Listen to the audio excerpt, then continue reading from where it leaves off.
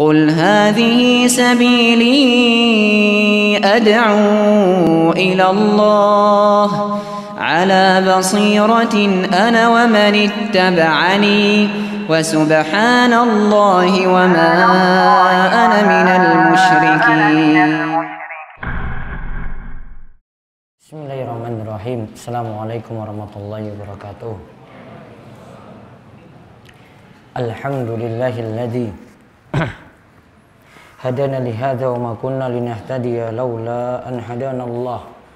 Laqad ja'at rusulu rabbina bil haqq wa nudu an tilkumul janna uristumuha bima kuntum ta'malun.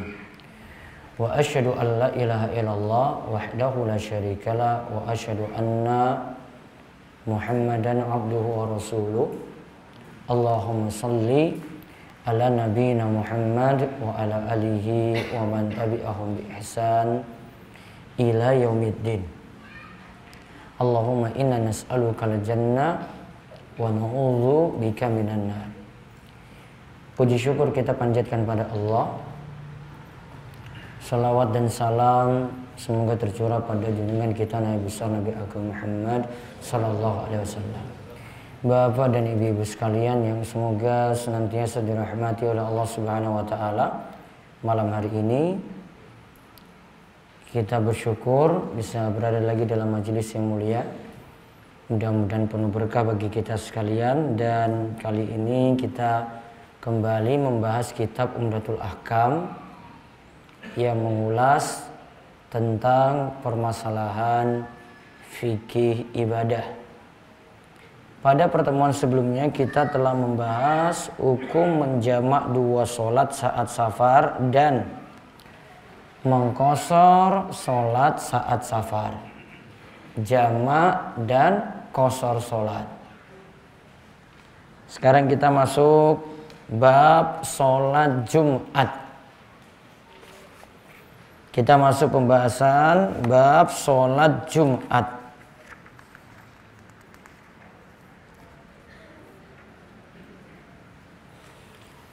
Jumat itu secara bahasa berasal dari kata al-jama', yaitu artinya mengumpulkan.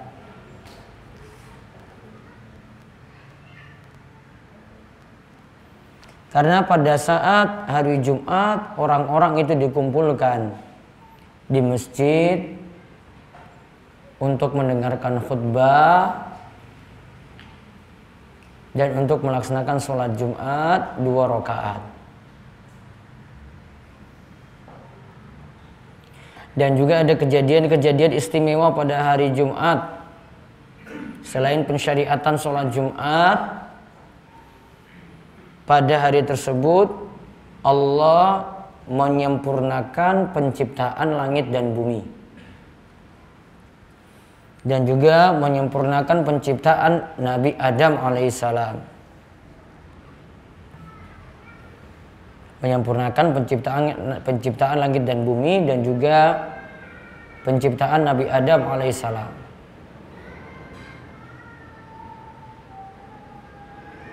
Juga pada hari itu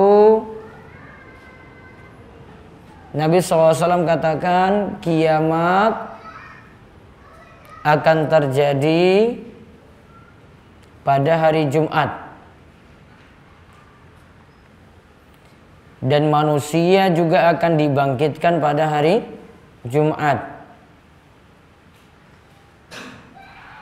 Kiamat terjadi pada hari Jumat. Juga orang-orang itu dikumpulkan, dibangkitkan pada hari Jumat pula. Jadi diciptakannya sempurna itu pada hari Jumat. Kemudian didatangkan hari kiamat juga, dan manusia dibangkitkan nanti pada hari kiamat pada hari Jumat pula. Terus pada hari tersebut, hari Jumat juga adalah hari Id kaum muslimin. Hari apa? Id. Kaum muslimin setiap pekannya. Dan ingat, umat Islam itu Idnya lebih dulu. Jumat itu milik umat Islam. Hari setelah hari Jumat hari apa? Sabtu. Sabtu orang Yahudi. Hari Minggu orang Nasrani. Berarti yang lainnya ngikut siapa kalau begitu? Mana yang duluan? Mana yang harinya duluan? Umat Islam, ya kan? Berarti hari Jumat. Maka umat yang lainnya ikut umat Islam tadi. Itu tanda sampai ditetapkan kayak gitu. Jumat dipilih hari istimewa bagi umat Islam, yang lainnya ngikut. Yahudi ngikut hari Jumat setelahnya, lalu Nasrani ikut pada hari Minggunya juga setelahnya. Umat Islam lebih dulu. Itu sudah menunjukkan istimewa. Ya. Maka hari Id kita itu hari Jumat. Namun kalau di Indonesia nggak libur, ya kan? Libur nggak? Nggak. Yang libur itu cuma di Arab Saudi aja. Mereka libur ambil hari liburnya hari Jumat dan hari Sabtu. Hari Ahad mulai berangkat kerja. Itu umat Islam kalau di sana hari Jumat itu mulai libur. Ya, seperti hari Minggunya kalau di sini. Kalau hari Sabtunya kayak di Indonesia berarti hari Kemisnya. Kalau mau libur berarti Kemis, Jumat, Sabtu. Nah, hari Ahad itu baru ramai. Makanya kalau mau pergi umroh, ya mau tahu masa-masa ramainya Ka'bah itu hari Kemis, Jumat, Sabtu. Sepinya itu nanti mulai dari hari Ahad lagi. Ya, itu masa-masa sepinya. Kalau Kamis, Jumat, Sabtu padat. Karena orang-orang pada liburan terus umroh. Ya, karena itu hari libur negara. Dan di situ kita dikhususkan lagi, di samping itu lagi hari Jumat hari penghususan untuk ibadah seperti membaca surat Al-Kahfi. Adapun mengkhususkan misalnya baca surat Yasin pada malam Jumat atau pada hari Jumat tidak didukung dengan dalil yang sahih. Dalilnya tidak sahih. Dalil yang membicarakannya dhaif.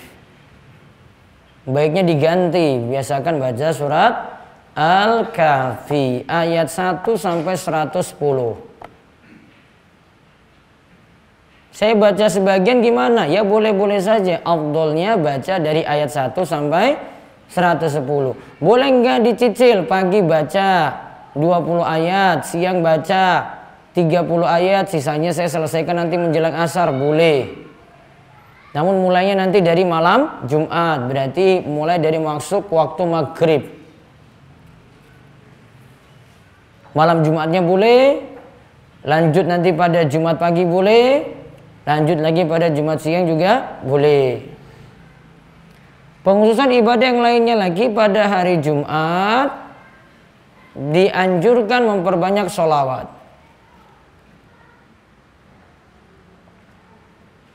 Pada hari Jumat dianjurkan untuk memperbanyak sholawat.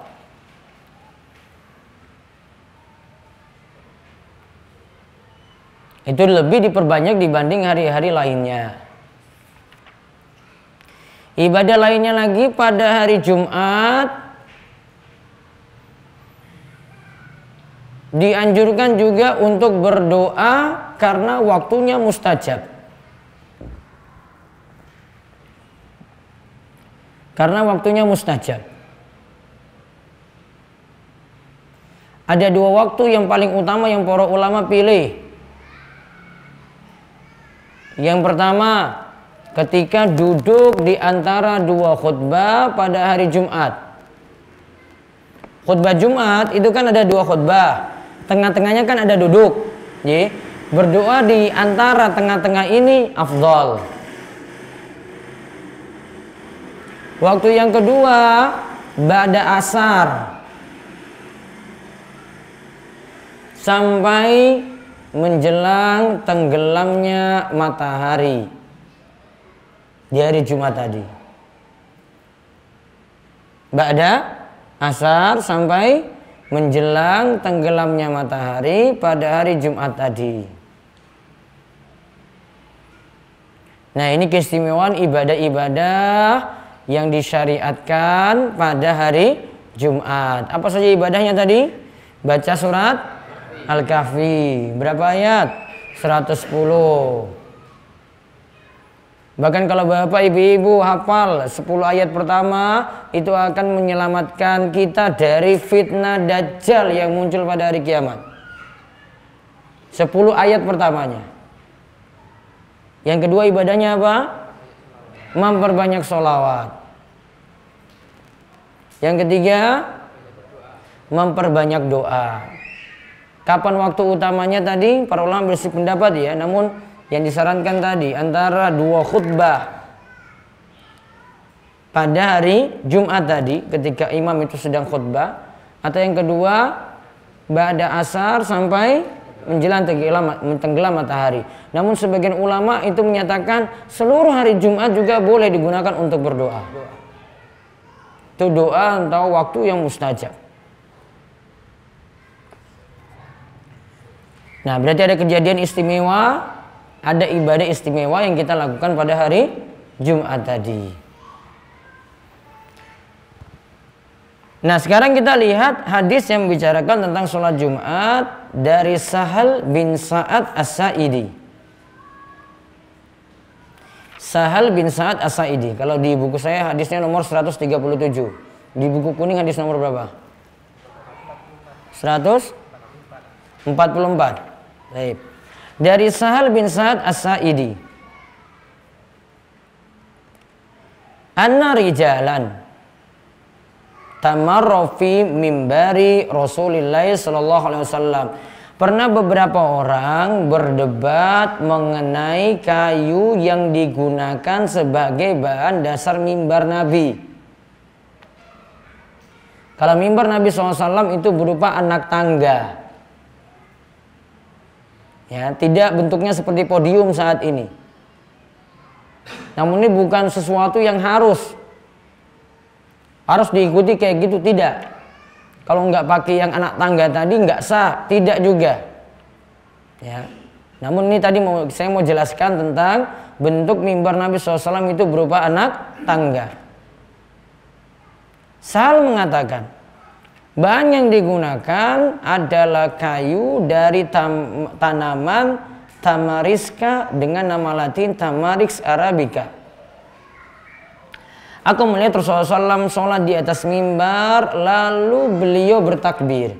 Sholat di atas mimbar. Tadi mimbarnya anak tangga ya. Beliau sholat di atas mimbar. Lalu beliau bertakbir. Orang-orang pun bertakbir di belakangnya, ngikut Nabi SAW. Sedangkan beliau masih di atas mimbar tadi. Kemudian beliau bangkit dari ruku, lalu turun sambil mundur sehingga beliau sujud di kaki mimbar. Kemudian beliau kembali pula ke atas mimbar hingga selesai sholat. Sesudah itu beliau menghadap kepada orang-orang seraya bersabda, "Ya ayuhan nas, inni sona'tu hadza li ta'tammu bi wa li ta'allamu sholati." Wahai sekalian manusia, aku melakukan ini supaya kalian semua mengikutiku dan supaya kalian belajar cara sholat dariku. Dalam lafaz lain, summa kabbara fasalla wa huwa 'alaiha, summa kabbara 'alaiha, summa raka'a wa huwa 'alaiha, summa nazalal qahqarah.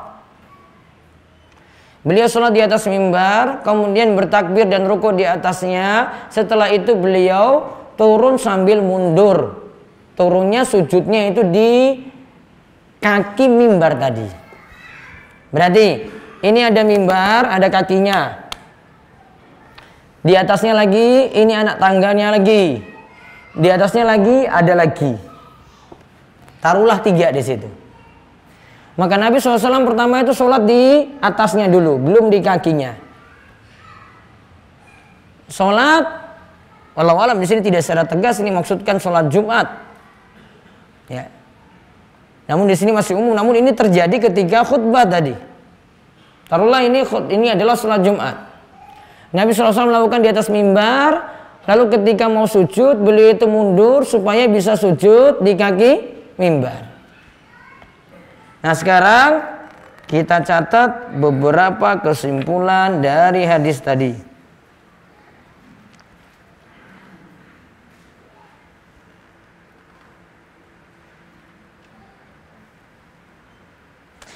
Ingat ya, tadi mimbar Nabi SAW berupa apa tadi? Anak tangga. Anak tangganya itu jumlahnya 3 tingkat. 3 berarti. 1 trap yang kedua, trap yang ketiga. Hadis ini menunjukkan boleh menggunakan mimbar untuk khutbah. Boleh menggunakan mimbar untuk khutbah di masjid. Dan itu disyariatkan.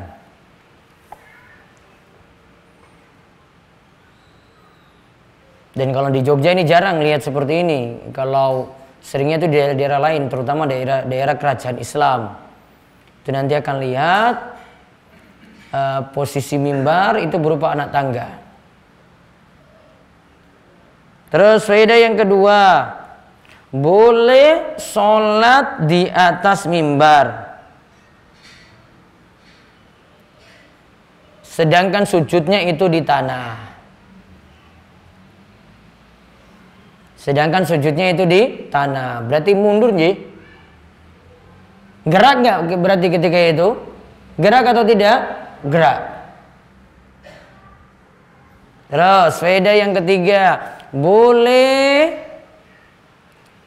bergerak seperti mundur ketika sholat.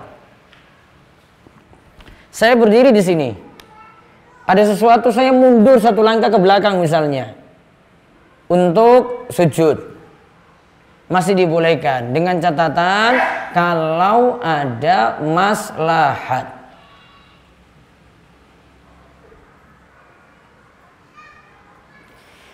Dan ini jadi isyarat bahwasanya gerakan tambahan di luar gerakan sholat dibolehkan dengan beberapa catatan. Gerakan tambahan di luar gerakan sholat dibolehkan dengan catatan 1,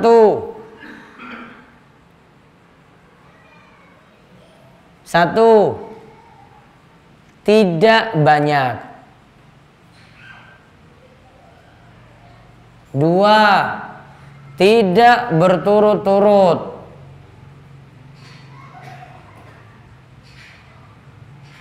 3, dilakukan dalam keadaan butuh.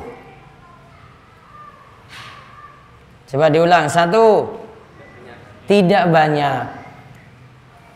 2, tidak berturut-turut.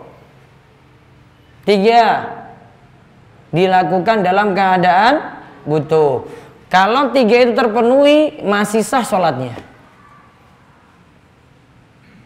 Contoh dalam keadaan butuh gimana? Tadi mundur dia, Nabi SAW mundur. Ini di mimbar, ini di tangga atasnya, mundur untuk bisa sujud.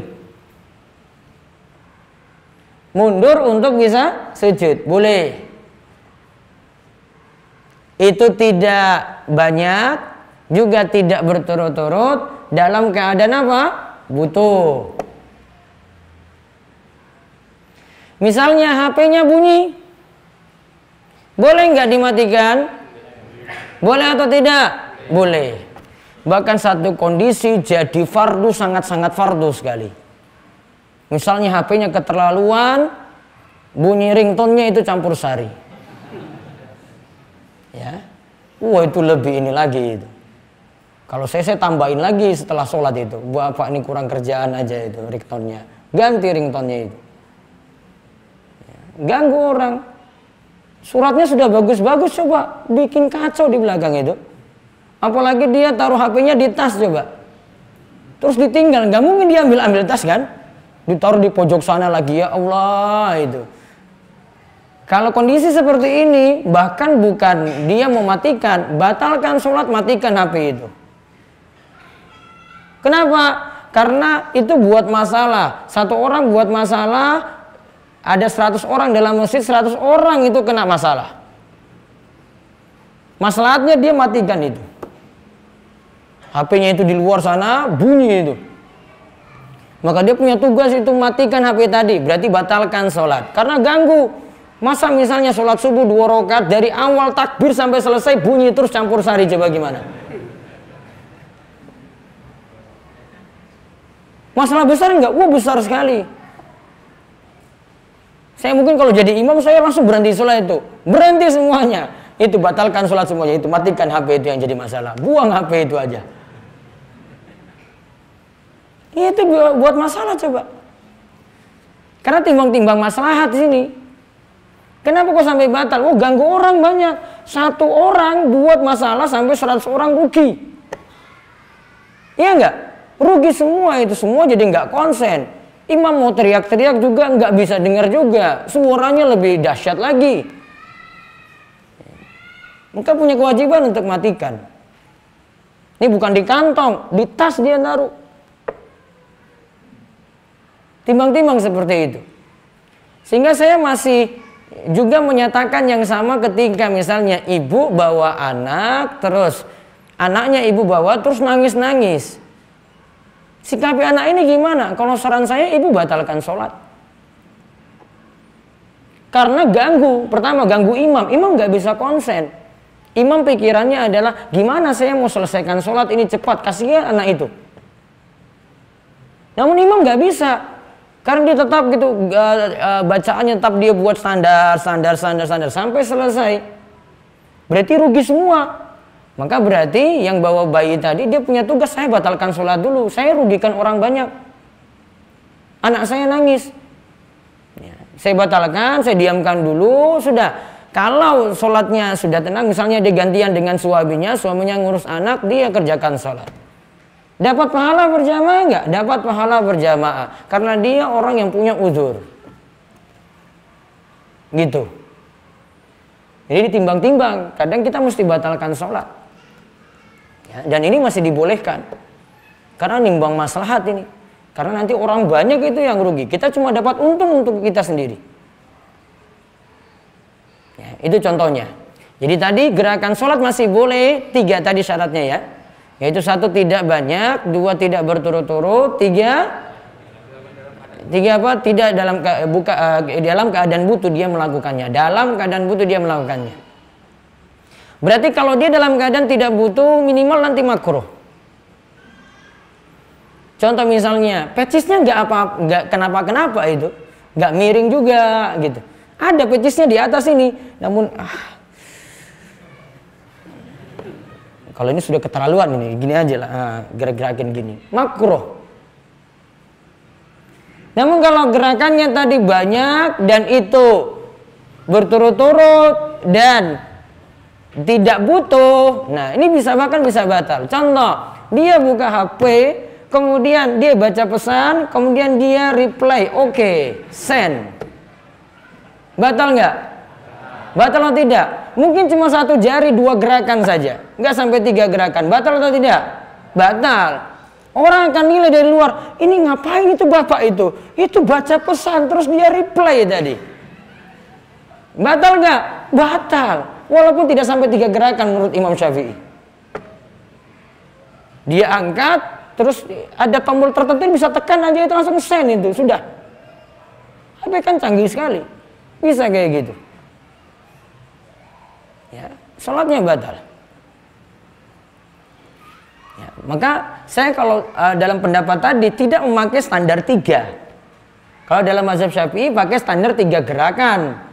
Kalau pendapat tadi itu tidak memakai standar 3. Karena ada gerakan yang tidak perlu dilakukan, tidak sampai 3, sudah batal. Ya. Intinya gerakannya bagaimana? Orang lihat dari kejauhan, kanan kirinya lihat, ini nggak sholat kok, wong buktinya dia itu balas pesan, itu nggak lagi sholat itu. Kanan kiri sudah nilai seperti itu, bukan orang sholat. maka sholatnya jadi batal. Sedangkan tadi yang Nabi SAW turun ke mundur kemudian untuk sujud, itu gerakannya perlu. Orang tahu itu masih dalam gerakan sholat. Kemudian faedah yang berikutnya lagi, boleh posisi imam lebih tinggi daripada makmum. Imamnya tadi Pak itu di atas mimbar itu. Mimbar yang anak tangga. Posisinya lebih tinggi daripada makmumnya di bawah. Seandainya ada masjid, imamnya itu tinggi, ada keramik tambahan gitu. Jadi imam kelihatan agak di atas sedikit, masih boleh, masih sah. Dalilnya adalah ini. Kemudian faedah yang lainnya lagi, Nabi SAW begitu semangat mengajarkan umatnya tentang syariat-syariat agama Islam. Nabi SAW begitu semangat menerangkan kepada umatnya tentang syariat-syariat agama Islam. Tadi kan beliau sholat seperti itu, beliau tidak beritahu ketika di awal. Saya mau sholat di atas mimbar, nanti kalian ikuti di belakang, ya enggak. Nabi SAW melakukan dulu, sudah sahabat itu ikuti, kemudian Nabi sholat, baru Nabi SAW tadi beritahu bahwasanya aku melakukan seperti ini untuk semua kalian itu mengikutiku, dan supaya kalian belajar cara sholat dariku, supaya orang-orang itu tahu. Apalagi posisi Nabi SAW yang lebih tinggi, akhirnya lebih tahu lagi bagaimana Nabi SAW itu sholat.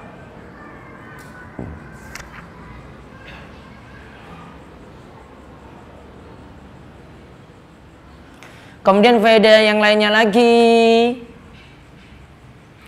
kita diperintahkan mencontoh sholat dari Nabi Shallallahu Alaihi Wasallam. Berarti kalau mau tahu cara sholat yang sempurna, ikuti sholat Nabi Shallallahu Alaihi Wasallam.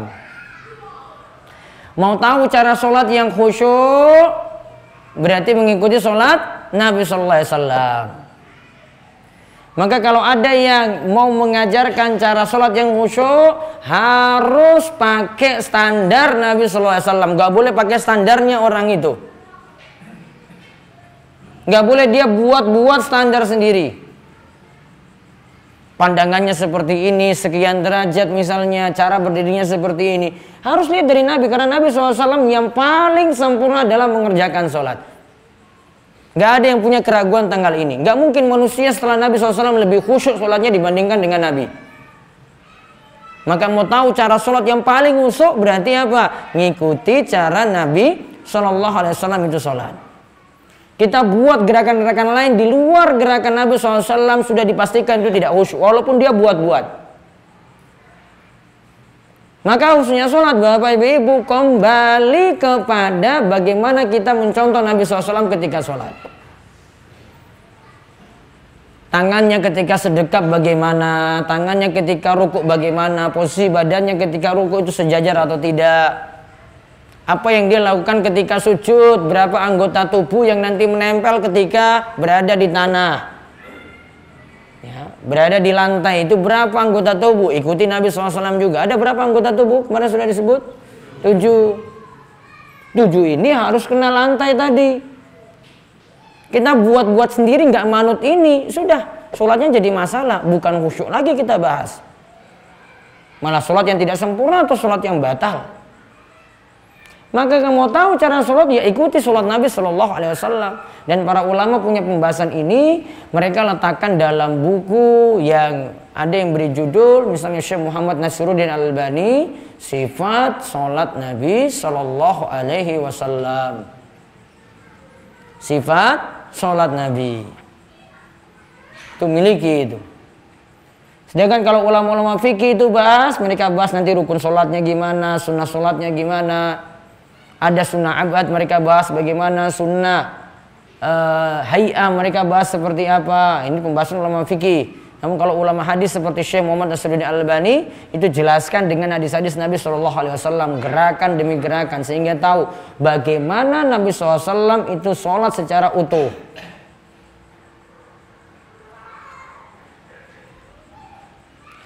Kemudian faedah yang lainnya lagi, para sahabat sifatnya selalu manut pada tuntunan Nabi Shallallahu Alaihi Wasallam. Mereka nggak banyak protes, Nabi lakukan apa sudah mereka ikuti saja. Ketika mereka tahu Nabi SAW sholat, waktu itu Jibril itu beritahu. Nabi SAW di tengah-tengah sholat, Jibril beritahu di bawah sendal, di bawah terompah Nabi SAW itu ada najis. Kemudian Nabi SAW itu lepas sendalnya di tengah-tengah sholat, terompahnya dilepas. Para sahabat juga di belakangnya itu pakai terompah, pakai sendal, semuanya ikut lepas lagi. Itu nggak pakai nanya dulu itu. Semuanya copot sendalnya lagi, copot terompahnya lagi. Ya, copot seperti itu. Habis sholat Nabi SAW tanya, kenapa kalian ikut-ikutan nih lepas sendal? Kemudian para sahabat jawab, wahai Rasulullah, kami cuma lihat engkau lepas sendal tadi, lepas terompahmu tadi, maka kami juga ikut melepasnya. Coba saking manutnya sekali. Kalau kita paling jawaban, kita paling kalau mau komentar, kalau mungkin kita jadi sahabat tuh, ini apa-apaan Nabi, ini kurang kerjaan nih lepas-lepas sendal. Para sahabat enggak itu. Coba para sahabat apa tadi? Lihat itu Nabi lepas lagi. Manut enggak berarti? Manut pada Nabi SAW. Kita banyak protes. Kita jalankan syariat sedikit. Wah, ini kenapa kayak begini? Kenapa enggak kayak begitu? Seakan-akan kita yang punya syariat. Ya. Kenapa kok wanita harus tutup aurat seperti ini? Kenapa enggak buka-bukaan saja? Seakan-akan kita yang tahu maslahat untuk kita sendiri. Kenapa kok laki-laki auratnya kayak gitu mesti ditutup? Kenapa nggak bebas saja gitu? Kita seakan-akan tahu yang terbaik untuk kita itu apa. Padahal semuanya itu ada maslahat. Kalau sahabat cuma manut saja. Dan pokoknya mereka ikuti saja. Kalau Nabi SAW batasi, ini masih dibolehkan. Oh, mereka manut pada ini. Kalau Nabi SAW masih berikan kelonggaran, ya sudah mereka syukuri masih ada kelonggaran dalam hal itu. Contoh misalnya dalam masalah pakaian bapak ibu, ini terutama bapak-bapak. Aurat laki-laki itu kan apa auratnya? Auratnya apa? Antara pusar sampai lutut. Sekarang pertanyaannya, boleh nggak bapak cuma sholat pakai sarung aja? Nutupi pusar sampai lutut. Coba ulang tadi, auratnya apa coba? Auratnya apa? Pusar sampai lutut. Ya sudah berarti nggak usah pakai kaos, nggak usah pakai baju bagian atas saja. Tutup saja pakai sarung tadi. Iya kan? Nutupi pusar sampai lutut. Boleh nggak? Coba aja. Nanti datang ke masjid pakai kayak gitu. Boleh nggak? Padahal tadi jenengan jawab apa tadi? Antara pusar sampai lutut. Itu ketika kain tadi cuma pas-pasan saja. Itu harus diberikan keterangan. Itu ketika kainnya cuma pas-pasan saja, nggak ada untuk nutupi sampai atas. Mau nutupi ke atas, bawah kelihatan. Mau nutupi ke bawah, atas kelihatan. Berarti yang ditutup apa? Antara pusar dan lutut tadi. Mulai dari pusar ke lutut tertutup. Jadi jangan tafsirkan seenaknya saja gitu.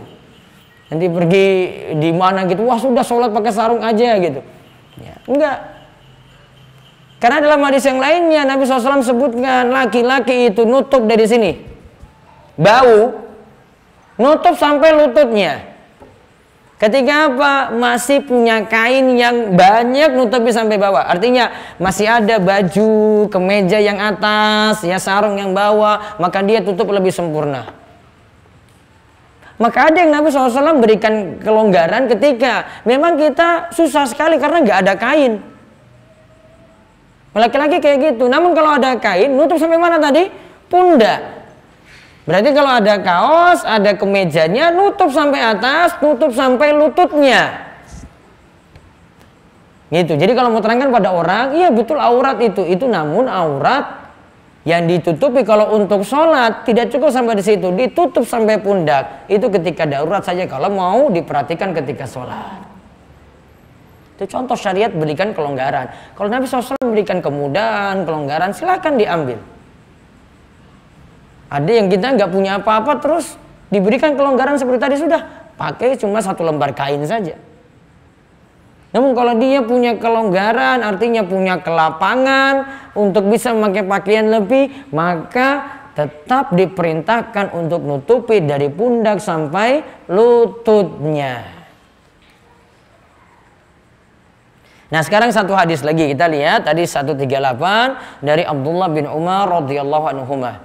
Anna Rasulullah sallallahu alaihi wasallam qala man jaa minkumul jum'ata falyaktasil.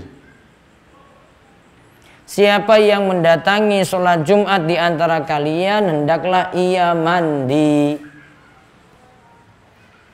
Hadis ini riwayat Bukhari dan Muslim.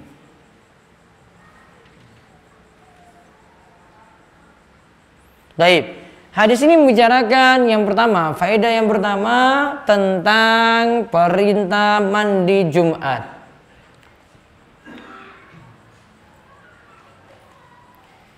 Sebagian ulama menyatakan mandi Jumat itu wajib.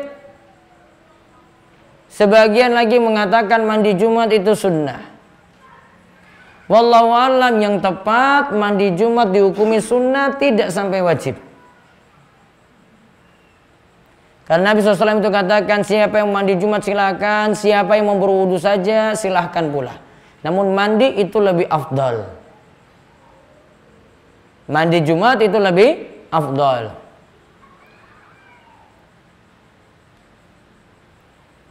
Kemudian faedah yang berikutnya, mandi Jumat ini berlaku bagi yang mau pergi ke masjid untuk sholat Jumat. Berarti yang tidak menghadiri sholat Jumat tidak diperintahkan mandi Jumat. Ibu-ibu misalnya cuma di rumah saja, maka tidak diperintahkan untuk mandi Jumat.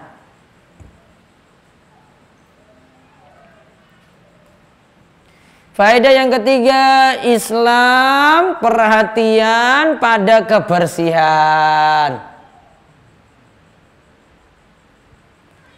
Juga wangi-wangian. Karena pada hari Jumat, laki-laki pergi ke masjid itu dianjurkan wangi. Makanya disuruh mandi dulu. Biar keringatnya itu nggak ganggu orang kanan kiri. Berarti afdolnya mandi Jumatnya jam berapa coba? Afdolnya mau berangkat, bisa mandi dari pagi hari juga boleh. Namun makin dekat dengan berangkat Jumat itu yang paling afdol. Kalau dari pagi keringatnya sudah ngumpul banyak. Namun kalau mau pergi berangkat, ya keringatnya hilang, masuk masjid. Mulainya itu mandi Jumat. Nah, ditulis mandi Jumat, dikatakan boleh mulai dari waktu subuh sampai mau pergi sholat Jumat.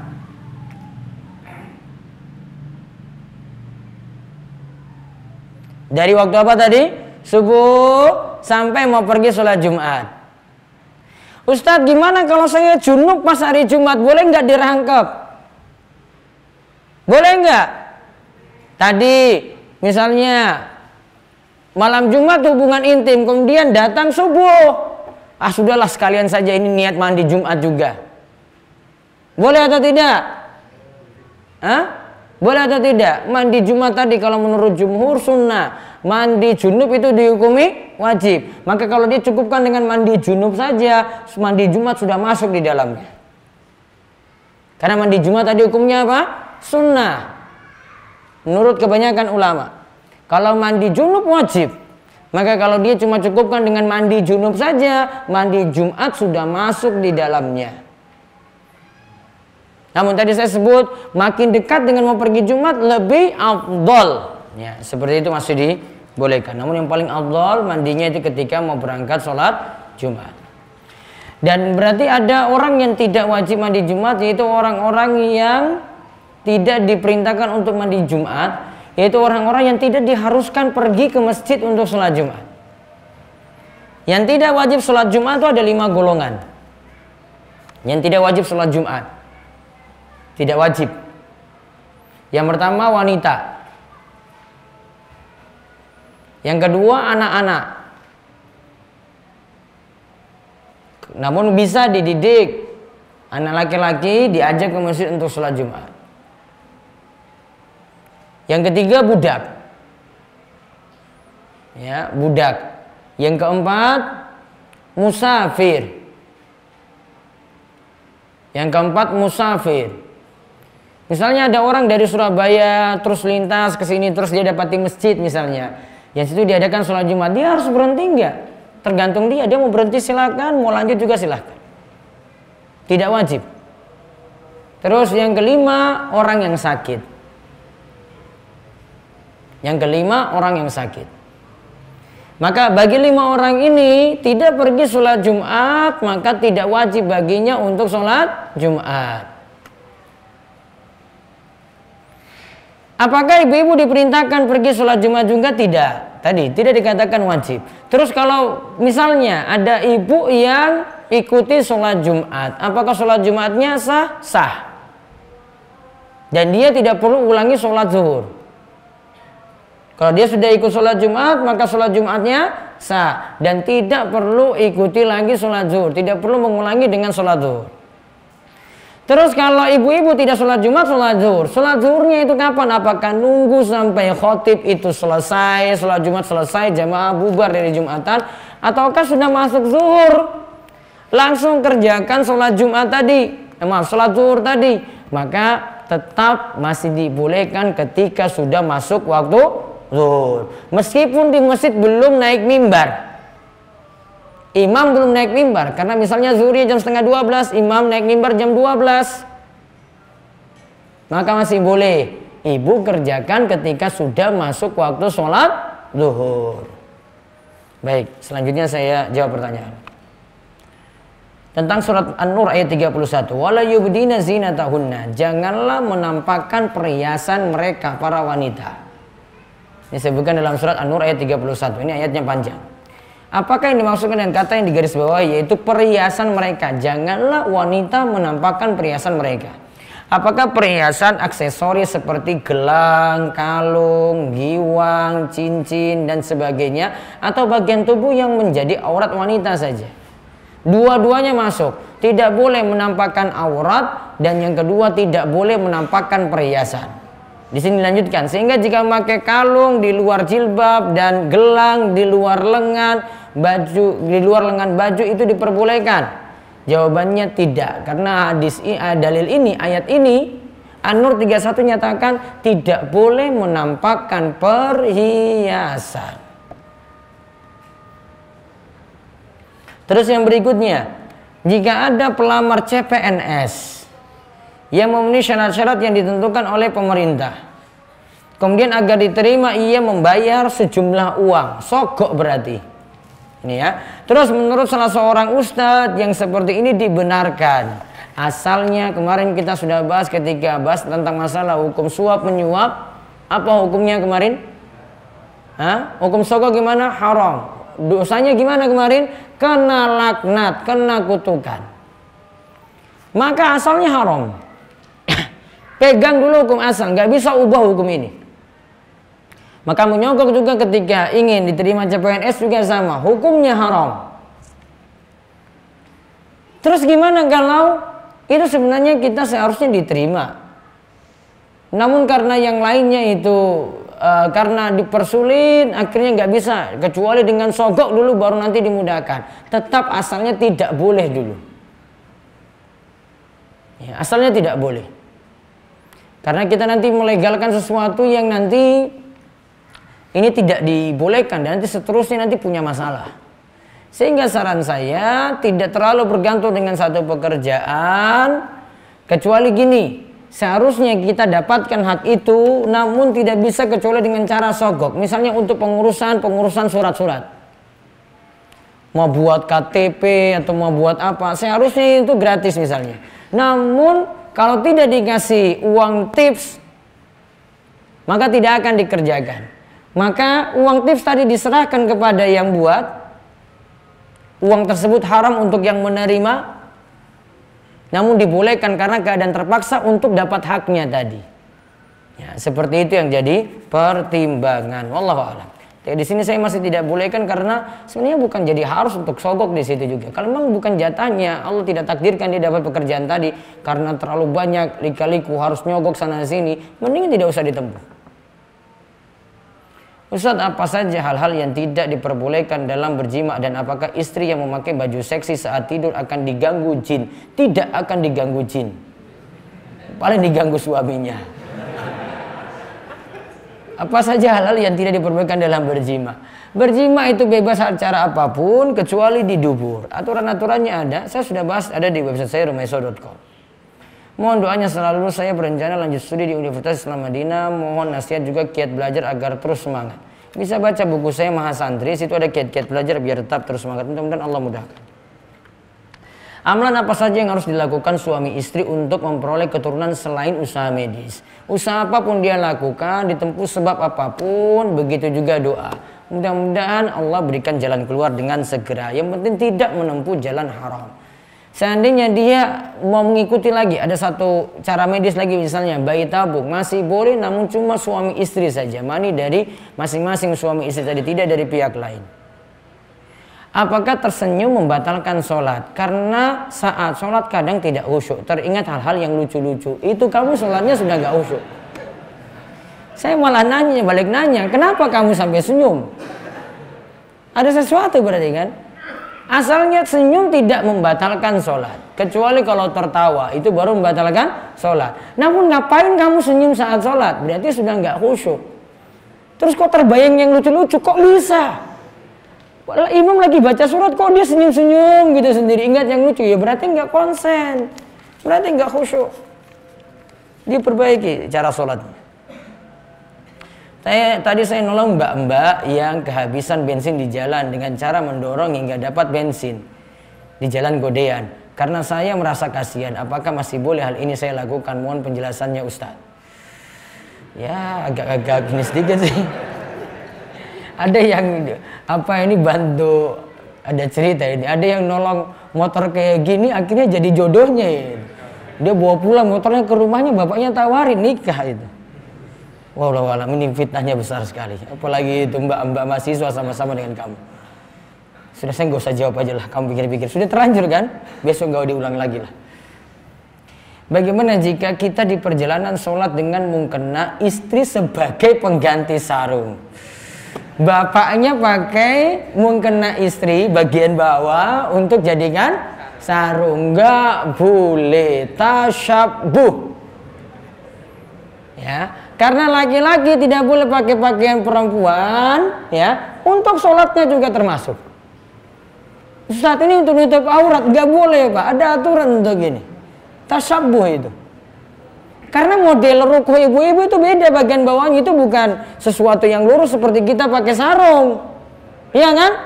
Iya kan, Bapak bisa bedakan sendiri itu sarung apakah bukan. Tahu kan? Tahu bedanya. Maka nggak boleh. Kita sudah tebak itu pakaian perempuan. Maka nggak boleh dipakai. Sama misalnya jenengan nggak ada ini baju atas ini kena najis misalnya gitu. Saya cuma lihat ada mukena gitu, boleh nggak saya pakai ini? Nutup juga bagian bawah, nggak boleh.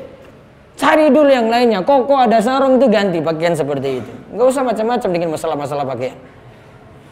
Bagaimana tips atau cara untuk mengingatkan orang tua agar meninggalkan amalan yang tidak ada tuntunan, kemudian mencintai sunnah? Dakwah pelan-pelan. Nggak bisa secara cepat-cepat, itu nggak bisa. Harus tahu trik-triknya bagaimana, kapan untuk berbicara, ngatur kalimat seperti apa, kondisinya itu kapan mesti disampaikan. Nggak bisa langsung. Karena ada yang sudah pegang suatu amalan ya turun-temurun. Dan itu sudah dari dulu ada, kita baru beritahu saat ini. Butuh pelan-pelan. Paling minimal ngajak ke pengajian-pengajian biar dia tahu mana yang tuntunan, ada tuntunan, mana yang tidak. Apa yang harus dilakukan jika orang tua, ibu itu melarang saya untuk memelihara jenggot? Pelihara saja. Jenengan berikan contoh foto-foto yang ada di imam-imam Masjidil Haram, Masjid Nabawi, tunjukkan yang jenggotan semua. Bilang ini, saya pingin jadi seperti ini, jadi imam-imam besar di Masjidil Haram sana. Imam besar di Masjid Nabawi, Masjidil Haram itu nggak ada yang gelarnya S1. Semuanya doktor sampai profesor itu yang ada. Orang-orang pintar, orang-orang cerdas. Maka beri contoh kayak gitu, mudah-mudahan nanti dapat hidayah orang tua. ketika saya sedang safar dan mendapati sholat Jumat, apakah saya punya kewajiban sholat Jumat atau cukup sholat zuhur saja? Tadi saya jawabannya apa? Boleh dia berhenti untuk ikut sholat Jumat, berarti tidak sholat zuhur lagi. Boleh juga tidak ikut sholat Jumat, nanti dia dapati misalnya waktu asar, dia lakukan sholat jamak takhir, undur waktu zuhur ke waktu asar.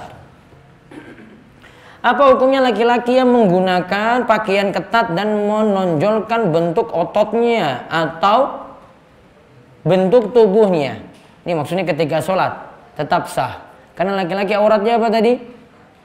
Auratnya apa? Antara pusar sampai lutut. Yang atas ini penyempurna. Namun kalau punya pakaian yang lebih lebar itu lebih afdol. Bagaimana sikap jamaah saat khotib membaca doa saat khutbah kedua? Apakah ikut mengaminkan? Aminkannya lirih yang baik. Tentang masalah mengangkat tangan atau tidak, saya masih memegang pendapat imam itu atau khotib baca doa tidak perlu mengangkat tangan. Cukup khotib saja angkat tangan dengan isyarat jari seperti ini.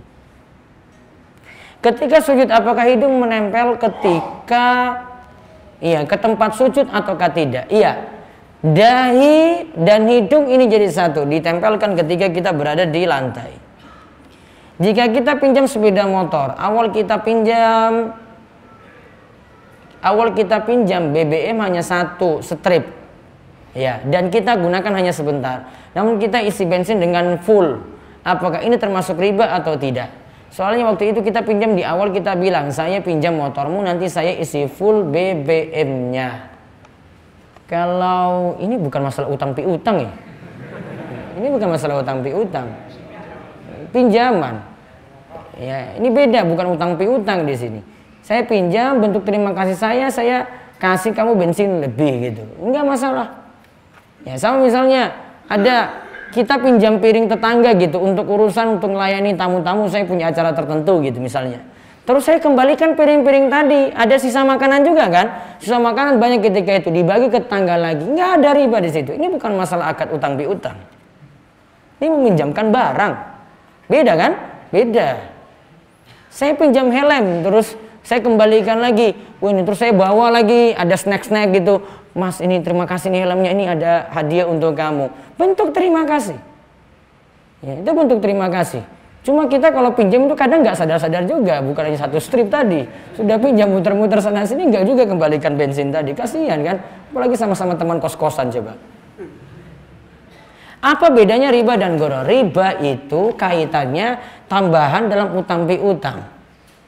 Dan nanti punya kaitan juga riba dalam penukaran barang-barang ribawi yang nanti tidak sama ketika ditukar. Contoh emas ditukar dengan emas, kalau 1 gram berarti nanti ditukar dengan yang 1 gram. Itu nanti dalam bahasan riba. Kalau gharar sesuatu yang tidak jelas. Gharar itu sesuatu yang tidak jelas, punya spekulasi tinggi. Contoh gharar. Ada warung makan yang tulis masuk di sini 20.000, terserah makan sepuasnya. Ada yang ambil jatah makan itu kalau dihitung-hitung 100.000. Dia sudah masukin ayam di situ, dia tutup dengan nasi lagi, terus di atas taruh ayam lagi, tutup lagi dengan nasi. Di luarnya dia taruh tempe coba. Tadi disuruh makan sepuasnya kan, dihitung-hitung itu bukan 20.000, ya, ditambah yang lain-lain jadi 100.000, gharar berarti. Ghararnya kenapa? Tidak jelas. Yang punya warung tidak jelas juga. Kenapa warung yang tidak jelas? Karena dia spekulasi. Dia bisa untung besar, bisa rugi besar, nggak boleh. Ya. Kecuali di situ ada fasilitas lain, bukan makan yang dicari, fasilitas. Misalnya lounge. Ya, ada lounge, orang mau pergi di bandara atau di stasiun misalnya atau di terminal untuk nunggu, fasilitas untuk nunggu. Di situ ada wifi, ada fasilitas kursi, kemudian mau minum apa terserah, makan apa terserah gitu. Masuk misalnya bayar 100.000. Ini fasilitas layanan, beda. Kalau tadi itu dia kejar makannya, makan sepuasnya kan, di situ fasilitasnya. Kalau lounge tidak ditulis kayak gitu, makan sepuasnya terserah, enggak. Lounge itu masalah pelayanan, beda lagi. Jadi nggak ada gharar. Jadi riba dan gharar beda. Doa sehabis sholat duha yang sahih. Saya kayaknya dulu pernah ulang di sini. Sholat duha yang sahih doanya adalah Allahumma gfirli wa tub alayya innaka antat tawwabur rahim. Ya, itu diriwayatkan oleh Imam Bukhari dalam kitabnya Adabul Mufrad. Yang mau catat ini, saya dikte. Allahumma gfirli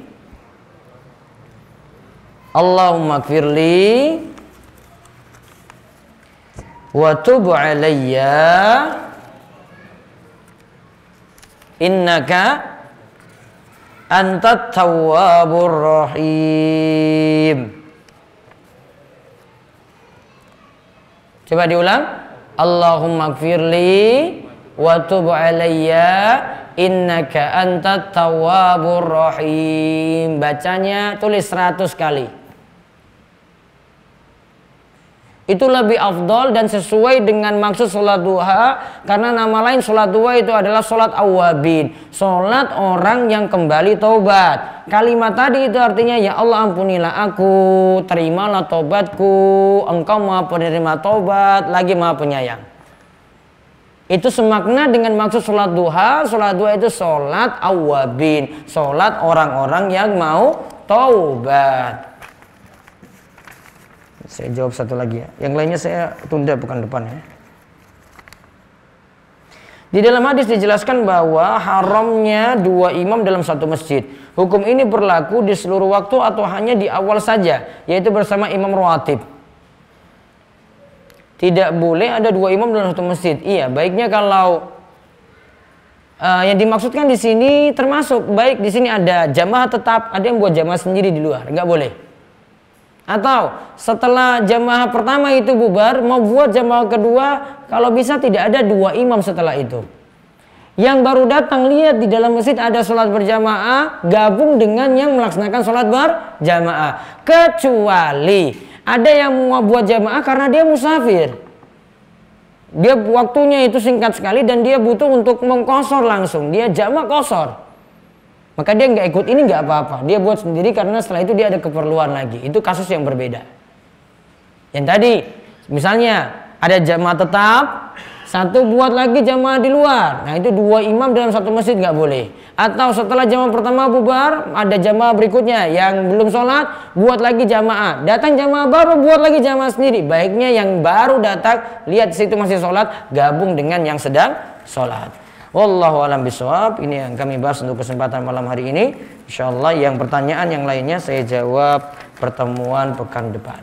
Pekan depan nanti kita bahas Bulughul Maram kitab An-Nikah. Demikian kita cukupkan, kita tutup dengan doa kafaratul majlis. Subhanakallahumma wa bihamdika asyhadu an la ilaha illa anta astaghfiruka wa atubu ilaik. Assalamualaikum warahmatullahi wabarakatuh.